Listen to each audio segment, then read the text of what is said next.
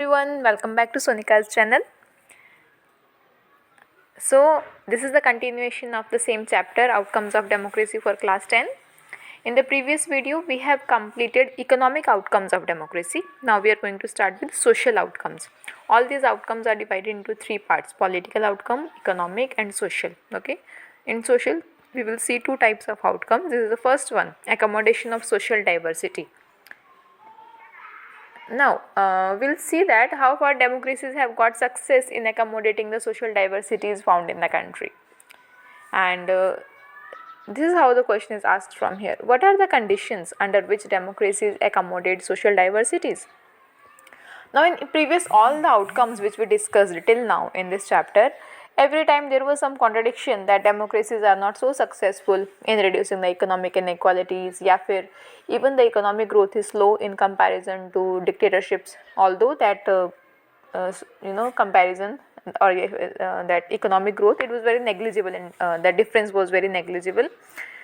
So there was some contradiction, but this outcome, this expectation of people from democracy is very fair to expect. It will be fair to expect that democracy should produce a harmonious social life. Now, the reason why people choose democracy, it is basic reason is this: harmonious social life. Okay, other outcomes they come later, like economic development, political equality, this that. But if citizens are not able to live in harmony in the society, if democracy doesn't resolve the conflicts among the people, then there is no meaning behind choosing a democratic form of government, right? So democracies usually develop a procedure to conduct their competition. It would reduce the possibility of tension. So there is a procedure which we follow in democracy. Each and everything happens with the procedure. Even the laws, how a bill becomes law. You have seen in previous classes like class 8, even class 7 at state legislative assemblies, in class 8 in parliament, how a bill becomes law. So there is a procedure like first reading, second reading, third reading, then it goes to president. So this procedure needs to be followed. Nothing happens like haphazardly, like the prime minister thought to make this law, so it has become law. Okay, then introducing the people, implement the law, this that. No, everything has to be done with the proper procedures. Okay, and it is based on fair competition where everyone is given equal opportunity. So it reduces the possibility of tensions. When does the tension arise? When people feel that few other people, they are given some privileges. Our community, or our religion, people, those who speak our language, they are being discriminated against. Then the tension arises. But in democracies, equal opportunities are given to all. No society can be fully or permanently be free from the conflicts. Now when you write your answer on this, you'll also include that generally, even in a family, conflicts or arguments, they do arise, right? No country can be free from such conflicts. Democracy is most suitable form of government to produce this outcome. Which outcome? That it will reduce those conflicts among the citizens because of the equal opportunities given to all. No democratic regimes, non-democratic regimes often turn a blind eye to suppress internal social differences. Like we have already seen in the first chapter of power sharing, that how in Sri Lanka the internal differences of among people, they were suppressed, and the minority groups, how they were treated in the country. But it does not happen in the democratic country. Ability to handle the social differences and divisions and conflicts is a merit of a democratic regimes. Democracy has the ability that it can handle the differences. There are few people, though, few communities which are underprivileged in the country. Yeah, they're very far in the case of development. So government makes special schemes for them, and it is not against the principle of equality. We have discussed several times, even in class. So it also handles the divisions in the society, conflicts among the people. There is a procedure for everything. Even democracy provides us room to correct our own mistakes. If by mistake we choose the wrong representatives, we can even change them, even before the next elections, even before 5 years, right? So it produces this harmonious social life. It accommodates social diversity.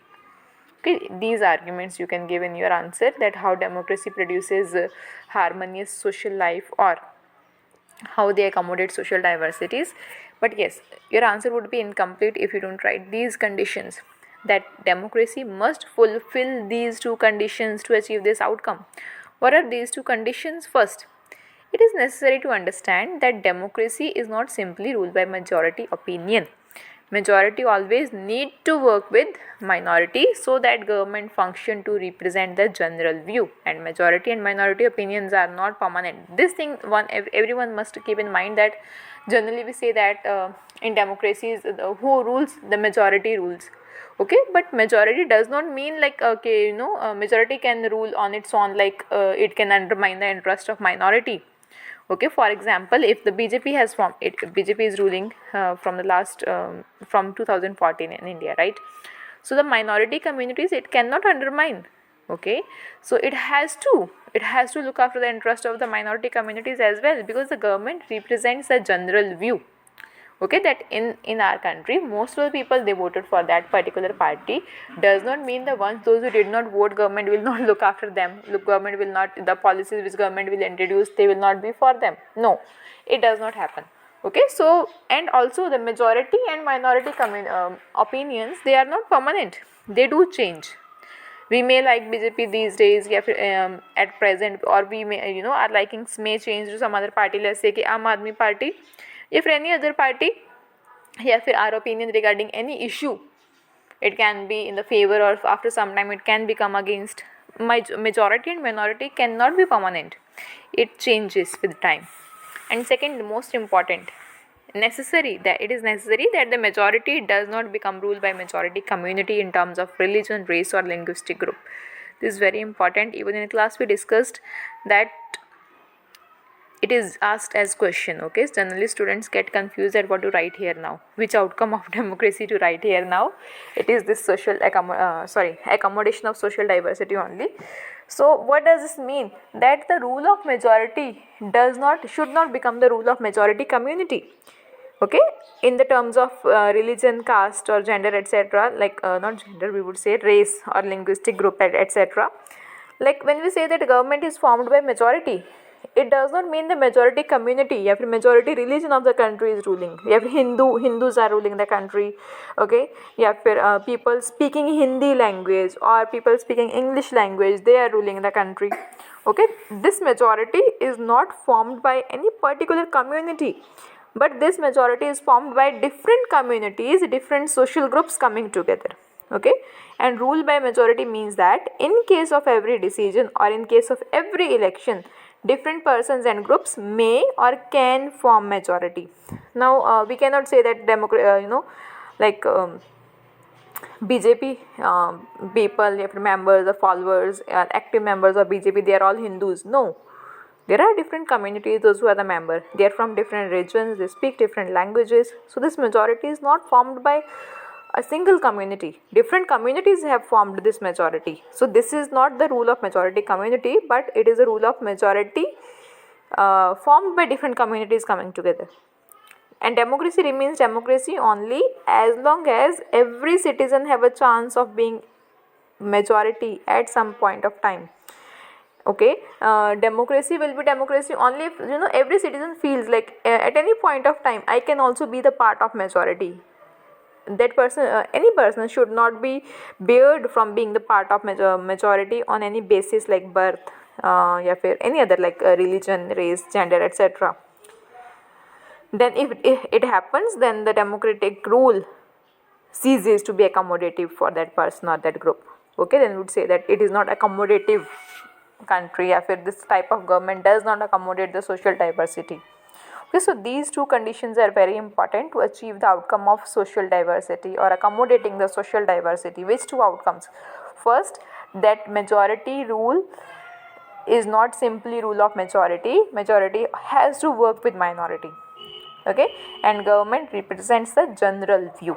And second, majority rule should not become the rule of majority community. Okay, so this is how you will explain this topic. Okay, if the question is asked, we will meet in the next video, which will be the last from this chapter. Okay, and we'll also discuss the question answers there. Fine, bye.